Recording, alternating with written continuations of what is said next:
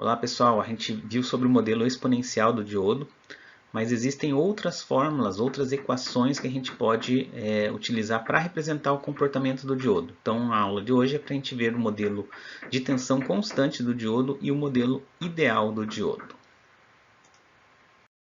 Vou revisar aqui o modelo exponencial que a gente deduziu nas aulas passadas, né?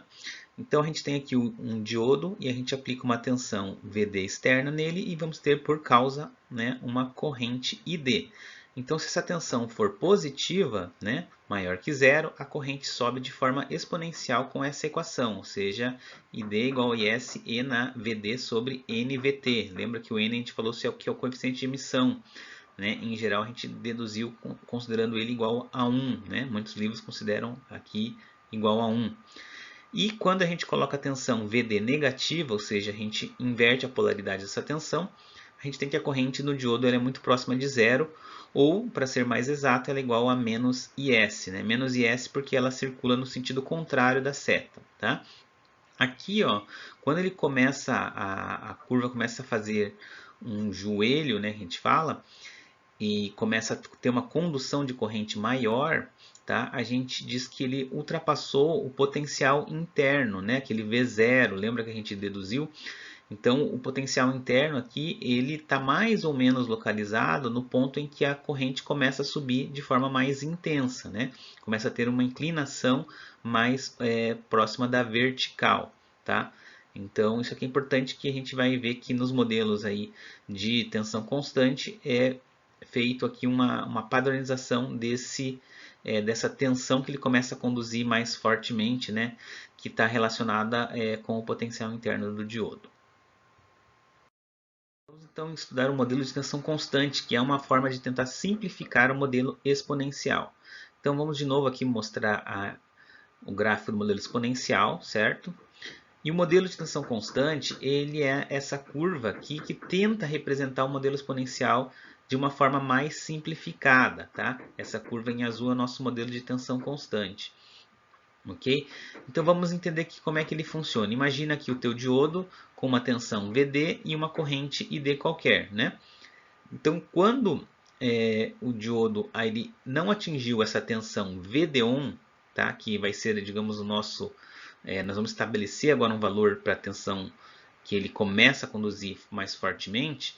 Então o diodo eu posso representar ele como uma fonte de tensão, uma bateria, se quiser pensar assim, mais uma chave aberta. Por que a chave aberta? Porque ele não conduz corrente, enquanto a tensão dele não ultrapassa a tensão que liga ele, que é o VD1.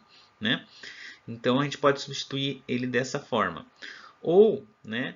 E a gente diz aqui que ele está em polarização reversa, né? Ou então, quando eu tenho uma tensão maior que a tensão VD1, ou seja, ultrapasso esse potencial interno dele, tá? Aí a corrente ela sobe verticalmente, ou seja, a corrente é mais infinita, né? Uma corrente de uma chave fechada, né? Mas continua tendo aqui a queda de tensão VD1 em cima do diodo, né? Então, essa fonte aqui representa uma perda de tensão que você tem no diodo para que ele possa ligar, né? Que acontece realmente, né? O potencial interno você precisa, né, superar ele para que o diodo conduza, né? Em geral, essa tensão VD1, vocês vão ver que no livro do Hasavi ela está em torno de 0,8 volts, tá? Que é o que ele considera, porque o Hasavi trabalha muito com projetos para circuitos integrados, para chips, né? Circuitos analógicos em chips. E aí o diodo, nesse caso, ele tem tensões aí próximas de 0,8, dá para você considerar, né? Para diodos discretos, que são aqueles diodos que a gente usa em circuitos que não são integrados, né? Não são chips, essa tensão ela está mais em torno de 0,6, 0,7 volts, tá? Um pouco mais baixa, tá? Mas a gente vai usar bastante 0,8 porque a gente está seguindo o livro do Hasavi como texto, ok? Então, quando você está aqui com VD maior que VD1, você vai estar na polarização direta, ok? Então, agora você tem dois comportamentos bem distintos da curva, né? Ou ela conduz corrente ou ela não conduz corrente, né? E a gente tem aqui também uma fonte associada com o diodo. Vamos ver como é que a gente faz para trabalhar com esse modelo na prática. Vamos fazer um exemplo para a gente aplicar tanto o modelo exponencial quanto o modelo de tensão constante na prática. Então a gente tem aqui um circuito série de uma bateria de 9 volts, uma resistência de 8,2 ohm e um diodo, né, D1 aqui. Então, ele pede para a gente obter a corrente I do circuito, utilizando o modelo exponencial, e aí precisa especificar o IS, né? E depois, para obter a corrente I usando o modelo de tensão constante, aí nesse caso precisa especificar a tensão que ele liga, o VD-ON, tá? Lembrando que a gente vai considerar como a temperatura, né, como 27 graus Celsius, a temperatura ambiente, ou seja, a tensão térmica é 26 milivolts. Então a primeira coisa que a gente precisa fazer para determinar a corrente I, tá, é analisar esse circuito aqui e achar uma equação pela análise do circuito, né? Então a corrente I eu posso escrever como sendo a tensão no resistor divididos pela resistência de 8,2 K. Então, se eu fizer 9, né, menos a tensão no diodo, eu tenho a tensão no resistor. Então, basta dividir por 8.200 ohms e eu tenho a corrente I. Então, aqui está a primeira equação que eu obtenho simplesmente pela análise de circuito, né, do circuito. Bom, como que eu resolvo aqui? Eu não tenho o valor de I, não sei qual que é o valor da tensão no diodo, né? Lembrando que aqui eu estou usando o modelo exponencial para resolver, né? Então, se eu estou resolvendo pelo modelo exponencial, eu posso recorrer à fórmula do modelo exponencial, que ela diz o seguinte: a corrente no diodo é igual a IS E na VD por VT. E a corrente no diodo aqui, como o circuito é série, é a mesma que a corrente I que a gente deseja obter, né? Então aqui o problema maior agora é você conseguir resolver. Você tem duas equações, tá? Aqui a gente tem o IS e o VT, né? Então aqui a gente vai ter de incógnita o VD e o I, né? E aqui também eu vou ter só o VD e o I. Então eu tenho duas equações com duas variáveis que eu não sei o valor delas, tá? Mas como essa equação aqui ela é não linear, não tem como a gente resolver ela da forma de sistemas de equações, né? Substituindo uma equação na outra, por exemplo. Não dá para você fazer isso por causa da exponencial, tá? Então a gente vai resolver pelo método que chama método iterativo, tá? Mas para resolver por esse método iterativo, a gente precisa também, vamos dizer assim, isolar a tensão VD para transformar essa equação, ao invés de ela ter uma exponencial, ela ter um logaritmo, tá? No caso, um logaritmo neperiano, tá? Porque o método iterativo não funciona bem com equação com exponencial, mas com equação logarítmica ele funciona bem, tá? Então, vou isolar aqui a tensão do diodo, VD, tá? Então, a primeira coisa, eu passo o IS dividindo o ID, né? Isso vai ser igual a exponencial de VD por VT. E aí eu aplico o logaritmo nos dois lados e aí elimino a exponencial. Aqui, ó, ln de ID é igual a VD por VT. Tá? Aí por fim multiplico o VT aqui, né, a tensão térmica, e eu tenho que a tensão no diodo é a tensão térmica, logaritmo neperiano de ID por IS. Então substituindo pelos valores numéricos, a tensão térmica, como a gente já falou, é 26 milivolts, é o que a gente vai considerar, e o IS está aqui 10 a menos 16, né, foi fornecido. Ok? Então vejam que dá para ver melhor aqui que eu tenho o I, né, nas duas equações e tenho o VD nas duas equações, tá? Mas não tem como eu substituir, né? Se eu substituir isso aqui em VD, eu vou ter ln da corrente. Não tem como você somar ln de I com I para tentar obter o valor da corrente, tá? Então você não consegue resolver pelo método da substituição que você estava lá acostumado a usar na matemática, tá?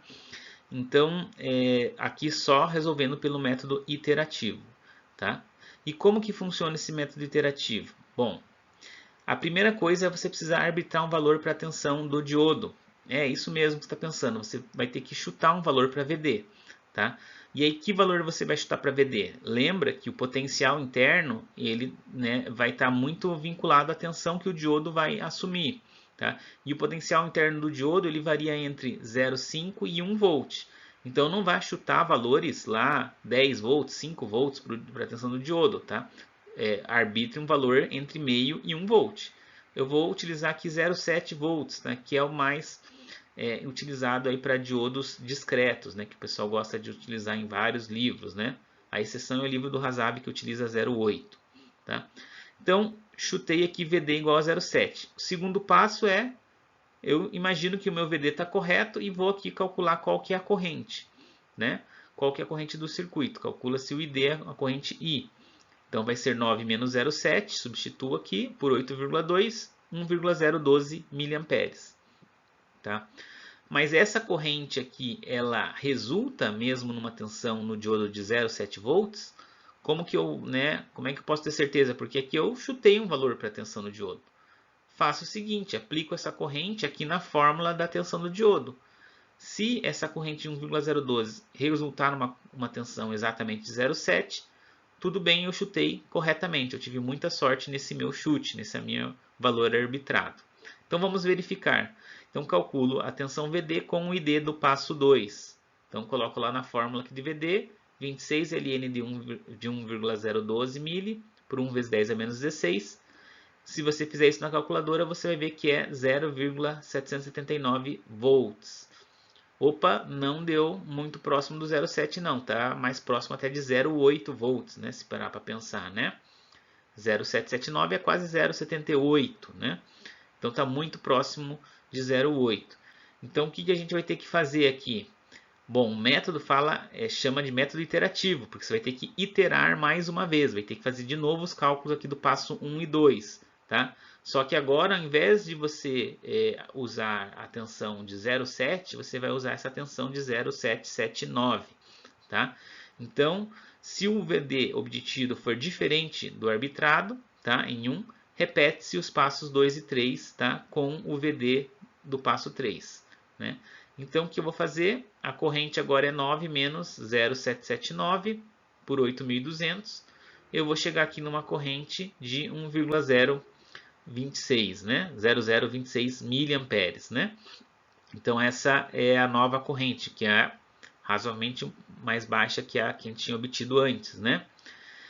Como que eu sei se essa corrente ela resulta nessa tensão de 0,779 volts?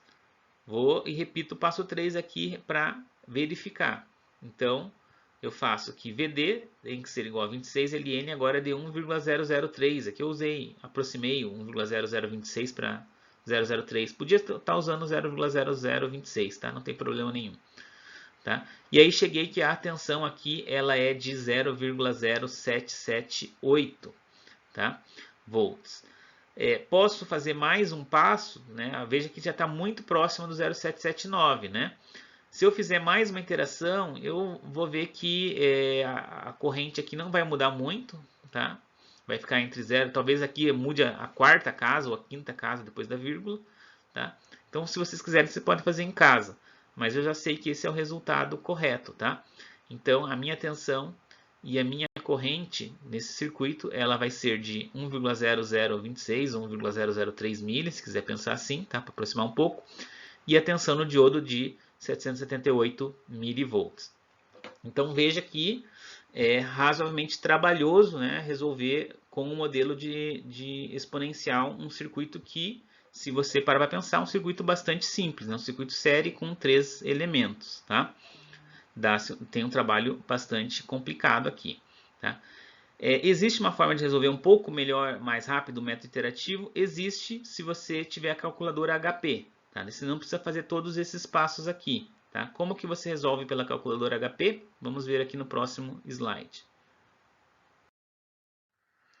Tá? Então, pela calculadora HP, ela faz essas iterações por você. Tá?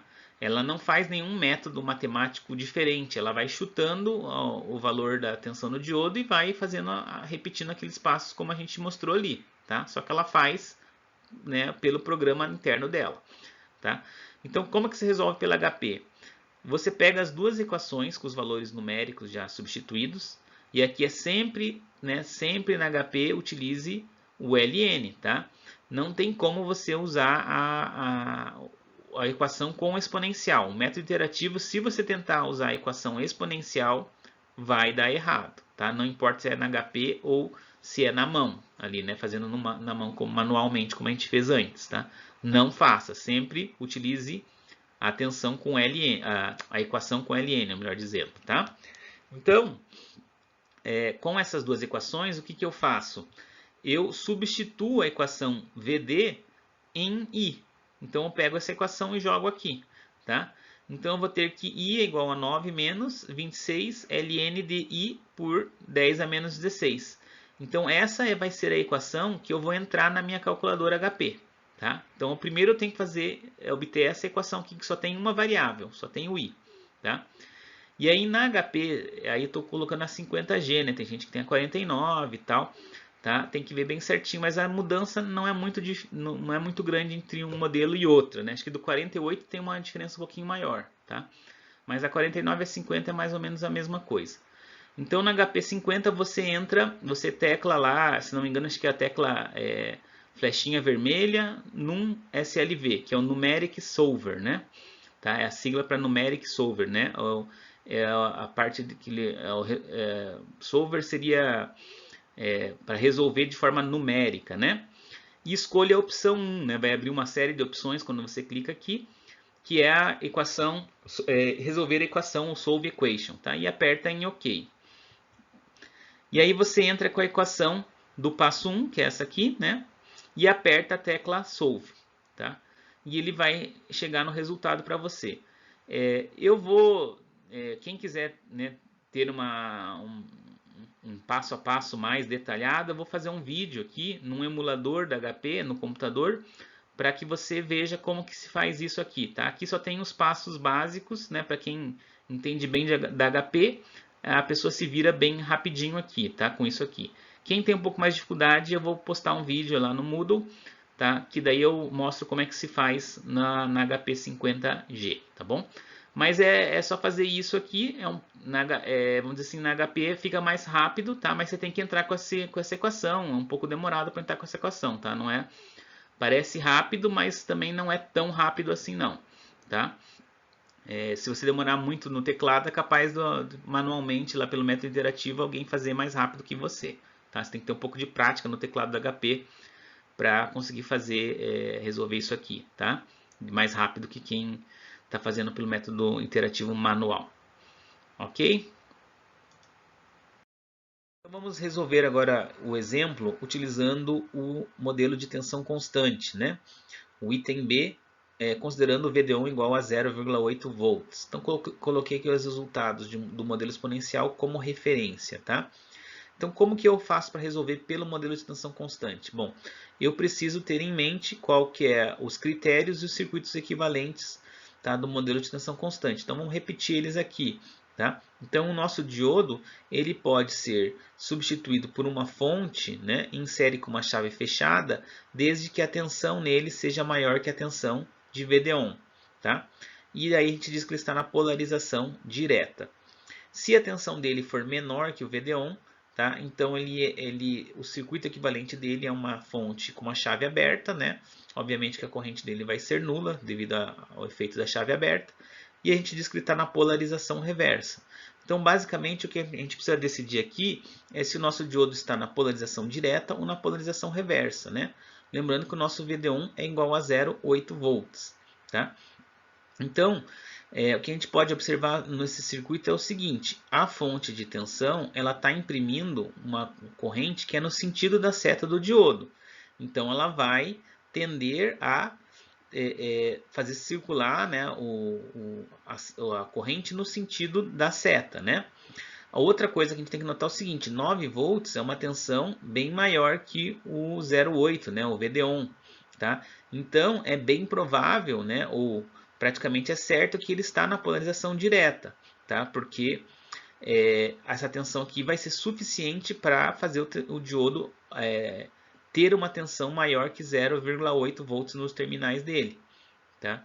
Então ele está na polarização direta, tá? Então, considerando que ele está na polarização direta, né, ou polarizado diretamente, eu sei então qual que é o circuito equivalente dele. Então, o que eu faço para resolver? Substituo o diodo por esse circuito equivalente, né? Então, aqui eu substituí aqui pela fonte 0,8, chavinha fechada, né? Claro que você pode resolver isso, né, direto, não precisa ficar redesenhando aqui, é só para primeira vez para vocês pegarem bem a ideia, né? E agora, como é que eu acho a corrente I? Ó, é só ver que eu pego a tensão da fonte, subtraio da tensão do diodo. Qual que é a tensão do diodo? 0,8 volts, certo? VD aqui, né? 0,8, não, 9 menos 0,8 divididos por 8,2 kΩ, né? Então, colocando aqui, substituindo, 9 menos 0,8, né? Divididos por 8,2, isso vai dar 8,2 volts por 8,2 kΩ, que dá 1 mA.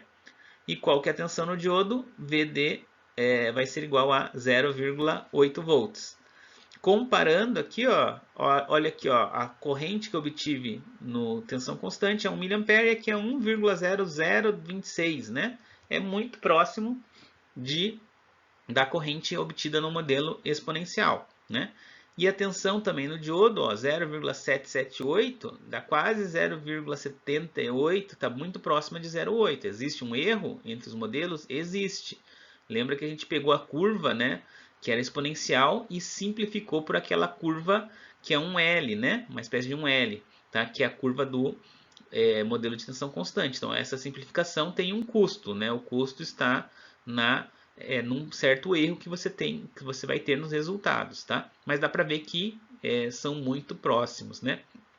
E a grande vantagem que se percebe é que é muito mais rápido obter aqui ó, a corrente no circuito, tá? Do que quando você usa o modelo exponencial, que a gente perdeu um tempão lá para achar que a gente resolveu em 3 passos, né? Isso que ainda foi 3 passos bem devagar, poderia ter resolvido em quase que um passo, né?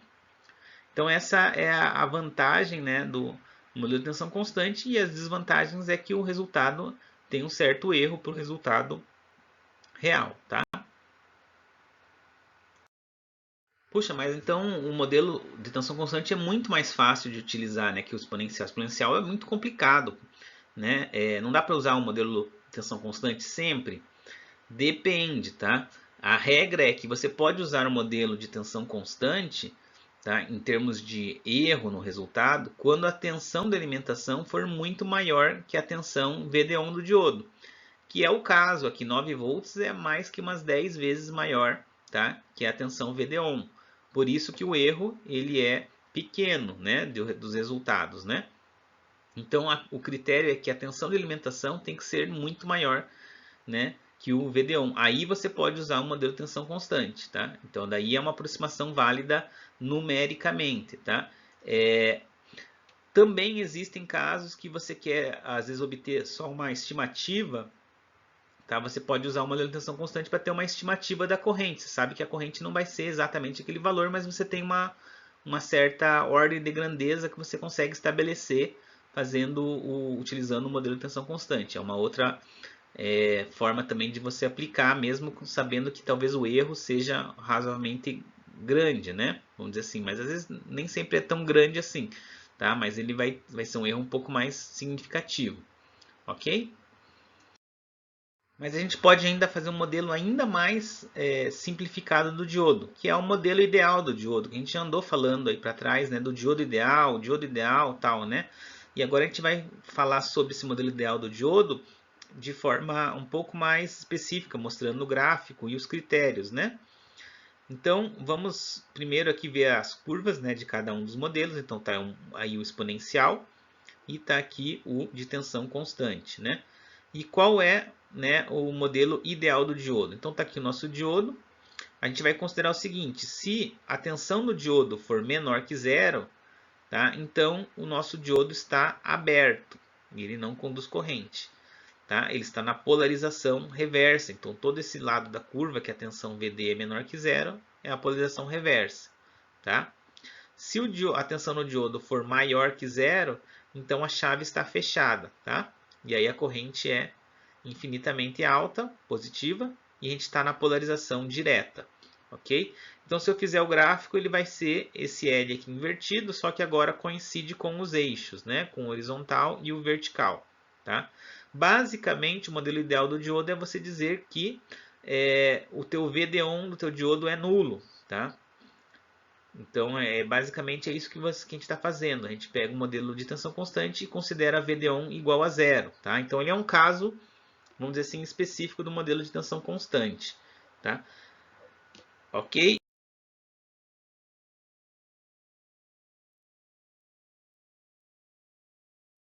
Quando que a gente deve, então, utilizar o modelo ideal? Né?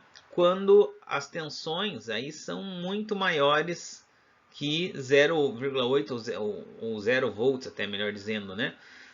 Vamos utilizar aqui como critério, por exemplo, alimentações com tensões na ordem de 100 volts ou mais, o modelo ideal funciona muito bem, né? Então, quando você trabalha com as tensões aí que você tem na tomada, que é 127 volts, que é 220 volts, tá? O modelo ideal do diodo ele te dá um resultado muito próximo, tá? do resultado numérico utilizando o modelo exponencial, tá? Então ele é uma aproximação bastante válida, né? Mas assim, o modelo ideal também é utilizado para fins didáticos, né? Como por exemplo, para você aprender a fazer curvas, como a gente vai utilizar as curvas de transferência, as curvas características, né? É mais fácil você utilizar um modelo ideal, que é mais simples, tá? E depois a gente evoluindo para modelos mais complicados, como tensão constante ou exponencial, tá? E como eu disse também lá no tensão constante, você pode utilizar o modelo ideal para estimar a resposta de circuitos, né? Então ter uma ordem de grandeza do valor da corrente, da tensão num circuito, tá? Usando o modelo ideal, que é bem fácil e você consegue às vezes até fazer isso de cabeça, né? Sem usar nenhuma calculadora nem nada. Então era isso que eu tinha para comentar sobre esses dois modelos, tá? Nossa referência é o livro do Hasav. Ali o capítulo é o finalzinho do capítulo 2, né, que tem a parte modelo de tensão constante, e o modelo ideal está no início do capítulo 3. Ok? Bom estudo para vocês.